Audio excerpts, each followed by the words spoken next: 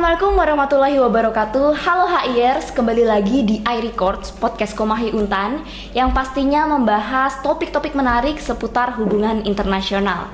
Sebelumnya perkenalkan, saya Nova Sri Lestari dan pada kali ini saya akan menjadi host di episode iRecord ke-11 ini. Nah, di episode sebelumnya kita sudah membahas topik yang sangat menarik, yaitu mengenai orang Malaysia yang berkuliah di Indonesia.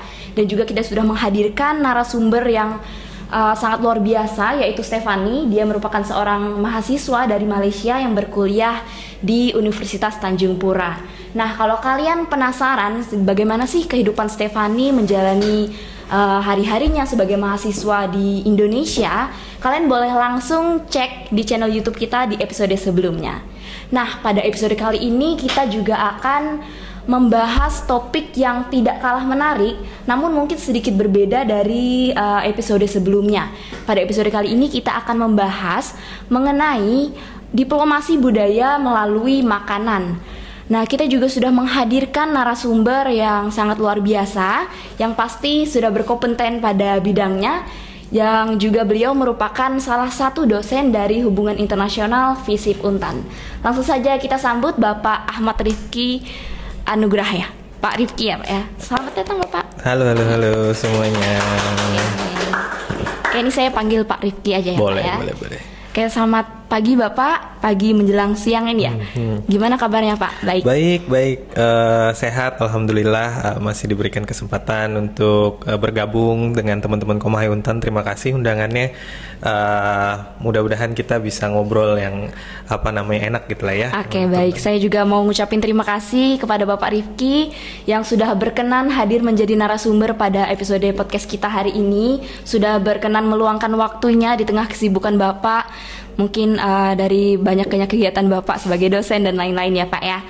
Oke, saya memperkenalkan diri lagi. Saya Nova Sri Lestari.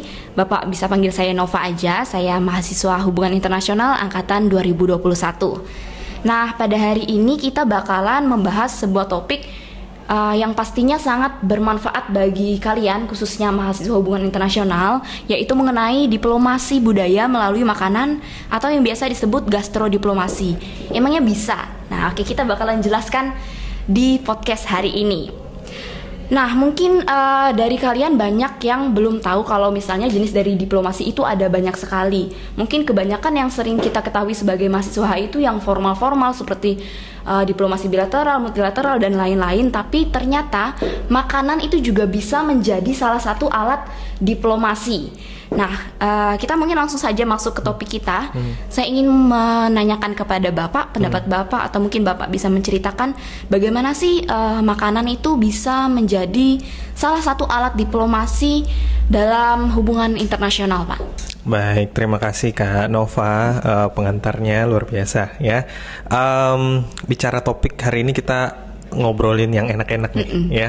Bicara soal gastrodiplomasi ya, diplomasi melalui kuliner dalam makanan gitu ya.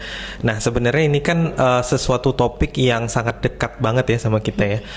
Biasanya kita itu makan gitu ya. Biasanya kita itu selalu meluangkan aktivitas apapun kegiatannya ketika misalnya sudah padat gitu kan, pasti kita kayak satu hal yang mau kita ingat, ngapain ya habis ini ya? Oh, makan gitu ya. Jadi itu tidak perlu kita berpikir panjang lebar, itu sudah nature dari kita. Betul. Nah, yang menarik adalah ternyata budaya makan ini bisa digunakan sebagai alat politik ya.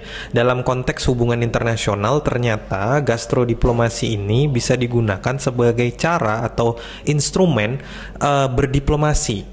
Nah, sebenarnya apa sih sebenarnya diplomasi ya? Mungkin teman-teman HI kan sudah pada biasa gitu kan, kita bicara soal diplomasi, kita bicara soal bagaimana supaya kepentingan nasional atau kepentingan negara itu bisa di cover atau bisa mempengaruhi negara lain gitu kan. Nah, salah satu cara yang paling mudah atau dilakukan adalah dengan menggunakan kekuatan diplomasi makanan yang disebut dengan gastrodiplomasi. Kenapa? Karena nature-nya semua orang itu pasti makan. Iya, betul. Ya kan? Pasti kita semuanya itu lebih mudah ketika kita bicara kayak gini, ada makanan, ya kan? Betul. Lebih mudah buat kita untuk bisa bertukar pikiran, terbuka gitu ya, daripada kayak tegang banget gitu kan. Nah, dari situlah sebenarnya alat gastrodiplomasi itu digunakan sebagai cara bagi satu negara untuk bisa mempengaruhi negara lain. Ayo dong kita makan sama-sama. Ini loh identitas negara kami gitu kan. Nah, bagi Indonesia sendiri sebenarnya peluang gastrodiplomasi itu besar sekali. Dalam arti kita tidak bicara soal bilateral, multilateral, tapi bicara soal identitas negara kita aja. Ya, kita tuh punya 17.000 pulau, ya, ada ratusan suku dan ribuan resep masakan, ya. Dalam artian itu saja sudah lebih dari cukup untuk menjadi identitas kita sebagai sebuah negara bangsa, ya kan? Nah, kemudian yang menarik adalah ternyata resep-resep makanan kita itu merupakan resep-resep makanan yang menarik bagi orang-orang negara luar, ya. Seperti yang kita ketahui bahwa kalau mungkin Kak Nova lihat list makanan paling enak di dunia, itu top ranknya itu adalah makanan Indonesia. Tahu nggak apa? Rendang, bener, ya kan?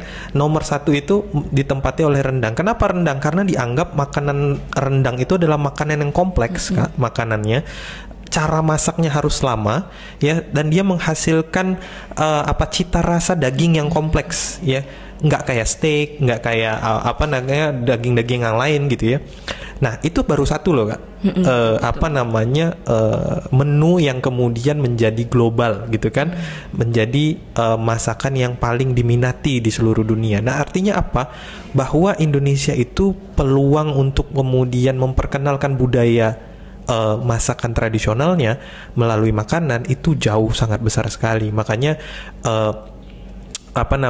pemerintah dalam hal ini berusaha untuk menjadikan gastrodiplomasi itu bukan sebagai hanya second line of diplomacy, tapi harusnya menjadi priority diplomasi gitu ya. Nah, ada banyak jenis diplomasi yang lain, tapi salah satunya adalah gastrodiplomasi supaya negara-negara lain itu kenal dengan negara kita, sehingga kepentingan-kepentingan nasional kita sebagai sebuah bangsa juga lebih mudah diberikan atau lebih mudah didorong ke negara-negara lain. Mungkin gitu kan.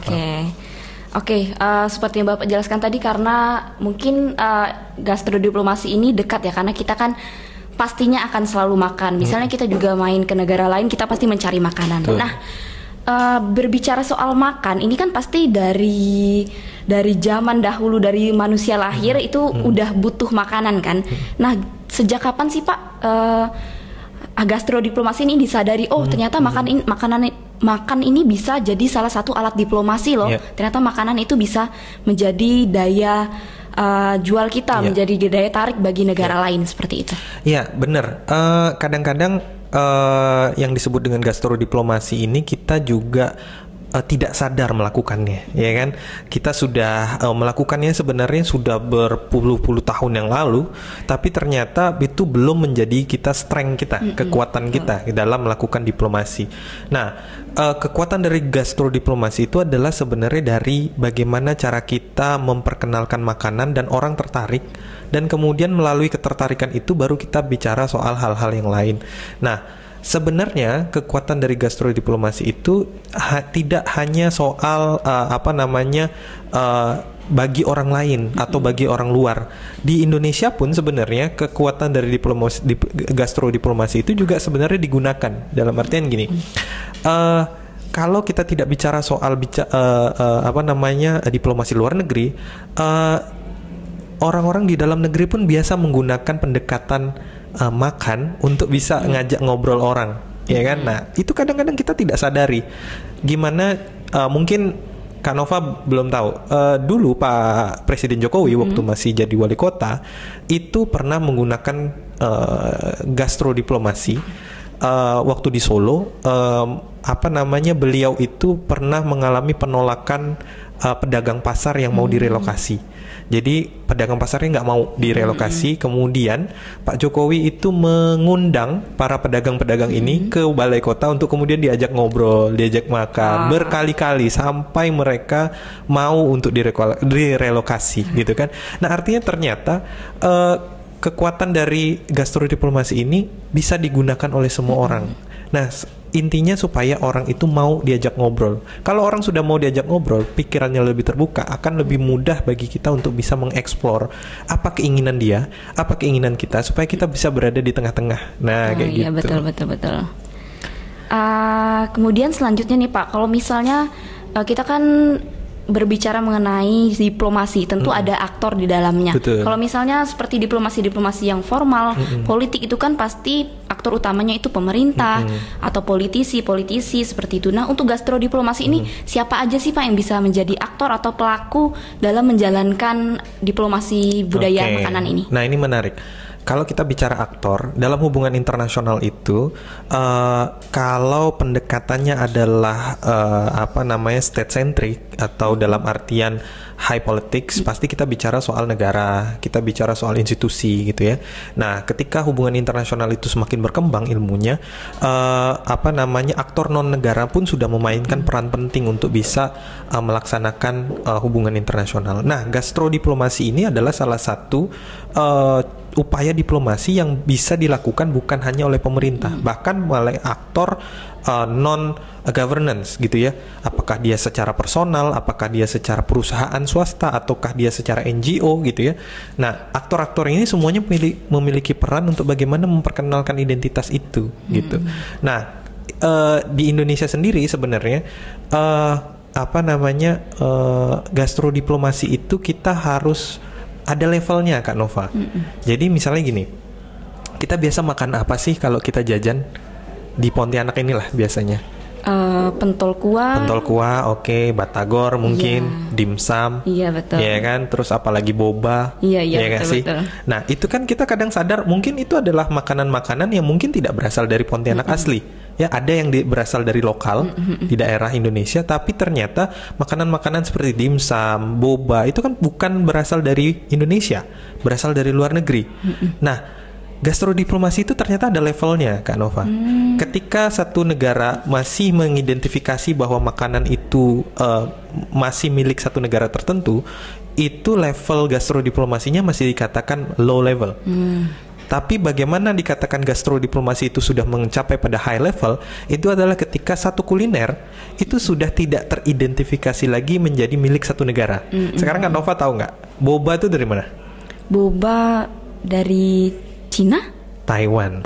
Iya kan? Dimsum dari mana? Dimsum dari Jepang. Taiwan, Jepang, kurang lebih seperti itu. Nah, apa yang lagi ngetren, kondok? Iya, kondok. Dari mana? Itu dari Korea. Iya, betul. Iya kan? Kadang-kadang kita tidak mengidentifikasi bahwa makanan-makanan itu dari satu negara tertentu, tapi kita sudah taking for granted. Ya kan? Nah, itulah dikatakan sebagai gastrodiplomasi levelnya sudah tinggi, sudah di high level gitu.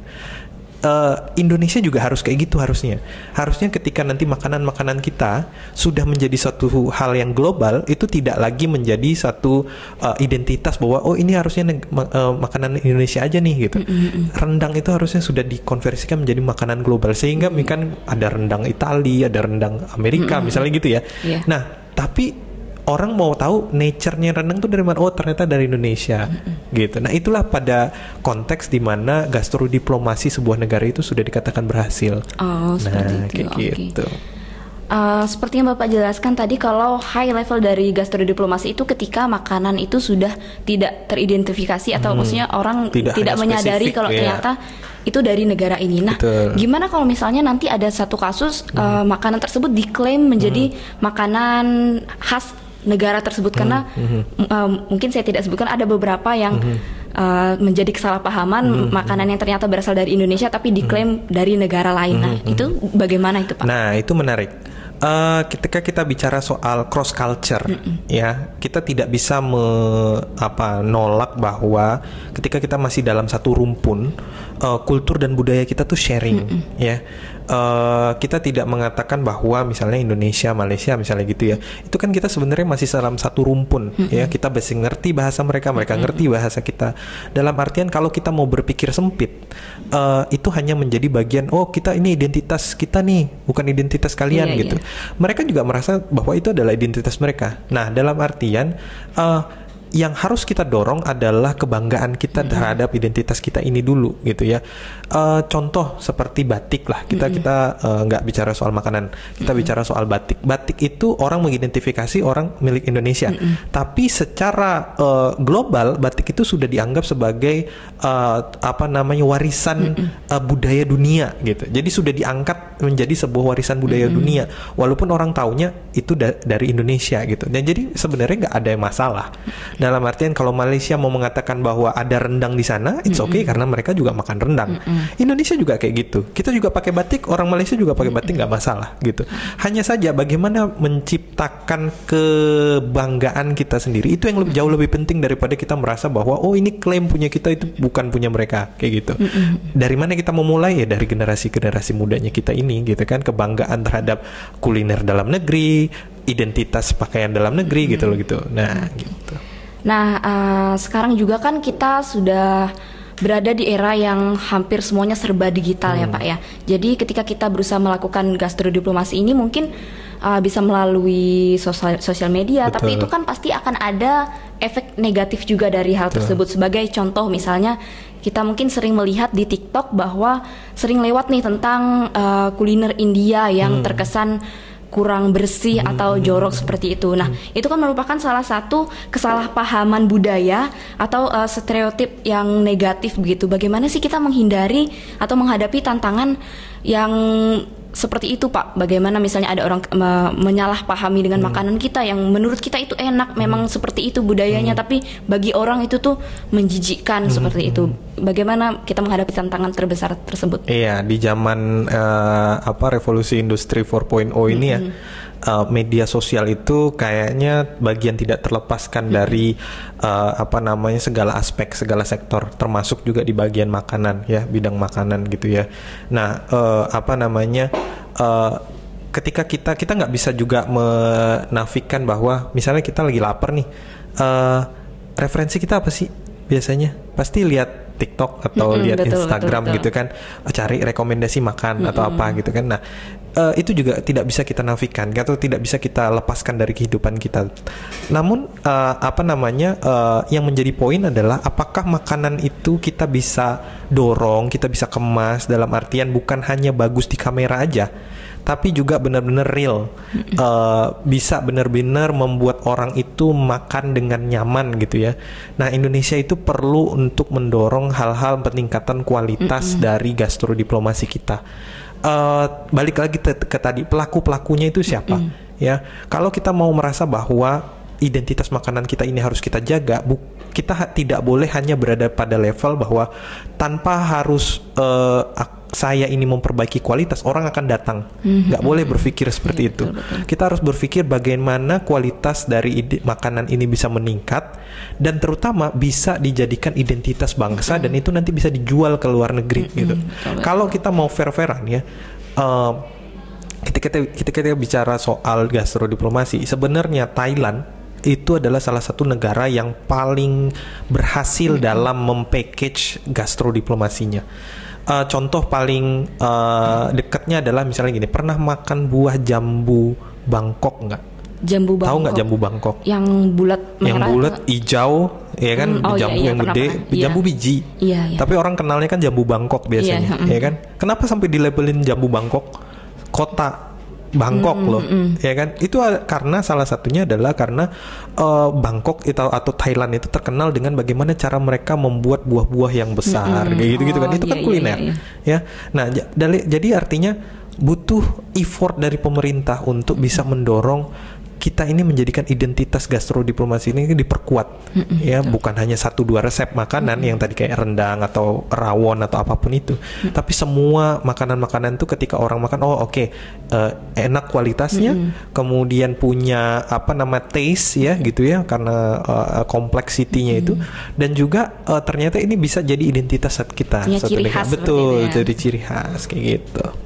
Oke, seperti yang Bapak bahas tadi mengenai Thailand. Nah, saya juga sangat suka melihat di TikTok seperti itu lewat kuliner-kuliner Thailand yang unik-unik, seperti udang mentah, cumi mentah. Nah, itu kan pasti juga akan menarik orang-orang yang mungkin dari negara lain untuk berwisata ke negara tersebut. Nah, jadi saya ingin bertanya, gimana sih kira-kira kaitan antara gastrodiplomasi ini dengan sektor pariwisata di suatu negara, dan apakah ini juga akan berdampak pada ekonomi begitu. Jadi selain dia berpengaruh kepada popularitas makanannya, identitas makanannya, apakah dia juga akan mempengaruhi pariwisata negara tersebut dan ekonomi dari negara tersebut juga? Iya, pasti ya, pasti. Itu adalah satu kesatuan yang tidak bisa dipisahkan, makanan, pariwisata, ekonomi.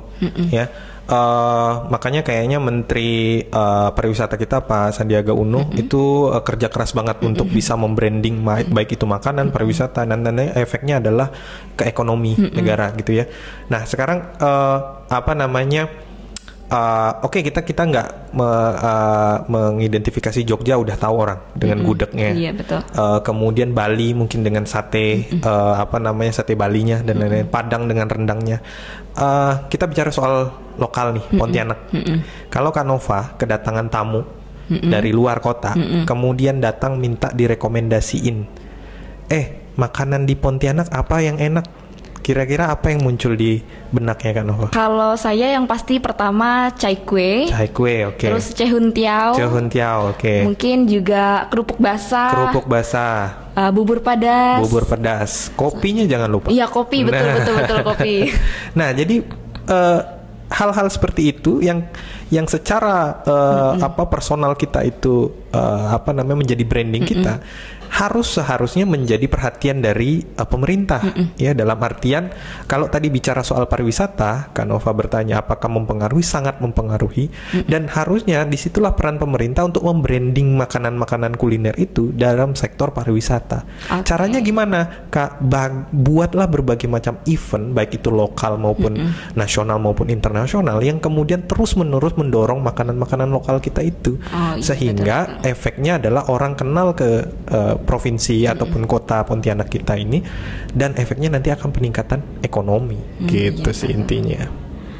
Oke, yang ini mungkin yang terakhir ya Pak ya, terkait isu kelaparan dan kurang gizi yang ada, kita nggak ngomongin jauh-jauh yang ada di Indonesia. Nah, gimana kita menjalankan gastrodiplomasi ini, yang mana kita kan ingin menunjukkan bagaimana identitas makanan kita, kualitas makanan kita, tapi di sisi lain kita juga mengalami isu kelaparan dan kurang gizi. Bagaimana kita bisa menjalankan gastrodiplomasi itu tetap efektif, tapi juga tidak mengabaikan isu dari kelaparan dan kurang gizi itu Pak? Ya, kalau dari PBB United Nations kan sudah mencanangkan di mana yang namanya SDGs ya, Sustainable Development Goals. Ada 17 tujuan yang mengupayakan, salah satunya adalah mengentaskan kelaparan ya, zero hunger gitu ya. Nah, gastrodiplomasi itu juga sebenarnya sangat berperan, dalam artian bukan hanya mempromosikan makanan, tapi juga bagaimana pendistribusiannya terhadap orang-orang yang mengalami kelaparan, apalagi mengalami kelaparan ekstrim. Syukur alhamdulillah kalau di Indonesia ketika kita bicara kemiskinan, kita masih berada pada level yang masih bisa ditolerir gitu ya, beda sama saudara-saudara kita mungkin yang di Afrika yang kekurangan gitu ya. Nah, tapi apakah itu membuat kita harus berhenti di situ? Pasti tidak gitu kan. Angka kemiskinan ini tuh harus tetap didorong, apalagi kita bicara soal isu stunting. Iya, betul. Ya. Makanan itu, terutama makanya sekarang pemerintah mendorong supaya ibu-ibu hamil itu untuk dipasok makanan gitu ya, diberikan nutrisi, karena itu berkaitan juga untuk tumbuh kembang generasi kita selanjutnya. Jadi kalau bicara soal gastrodiplomasi, kita bicara keluar, tapi juga bicara ke dalam, bagaimana pemenuhan nutrisi bagi masyarakat lokal kita juga gitu kan. Nah, itu yang lebih penting sebenarnya, membuat kita pendistribusian makanan dan kualitas makanan yang diberikan kepada masyarakat harus memenuhi standar yang sudah ditetapkan, sehingga itu investasi jangka panjang kan Nova. Jadi bukan hanya berpikir 5 tahun atau 10 tahun ke depan, tapi target kita adalah Indonesia Emas kan 2045, untuk supaya generasi-generasi itu kita mendapatkan yang namanya bonus demografi, bukan hanya secara kuantitas usia, tapi juga kualitas manusianya juga bisa merata dan meningkat gitu sih. Oke, jadi gastrodiplomasi ini selain dia bisa meningkatkan popularitas makanan dari suatu negara, tentunya memperkenalkan identitas dari negara tersebut, juga bisa membantu meningkatkan sektor pariwisata, ekonomi, dan juga bisa membantu memperbaiki bagaimana pasokan gizi ke manusianya ya Pak ya, karena kita juga kan pasti membutuhkan sumber daya manusia yang baik. Betul. Dan tentunya membutuhkan gizi yang baik pula. Nah oke teman-teman, gak kerasa kita udah mendekati penghujung acara pada episode kali ini bersama Bapak Rifki ya. Mungkin saya akan memberikan recap sedikit, yaitu mengenai gastrodiplomasi yang sudah dijelaskan oleh Pak Rifki, bahwa gastrodiplomasi ini merupakan salah satu bagian dari diplomasi publik, diplomasi budaya melalui makanan, yang mana kita semua bisa menjadi aktor dari gastrodiplomasi ini. Nggak hanya pemerintah, nggak hanya aktor politik, nggak hanya pedagang, nggak hanya chef atau mungkin koki dan lain-lain, tapi kita semua yang masih bisa makan, kita bisa menjadi aktor dari gastrodiplomasi ini. Nah, saya mau ngucapin terima kasih banyak kepada Pak Rifki yang sudah memberikan materi yang sangat bermanfaat, yang sangat insightful pada episode kali ini. Senang sekali rasanya bisa berbicara dengan Bapak pada hari ini. Sama-sama.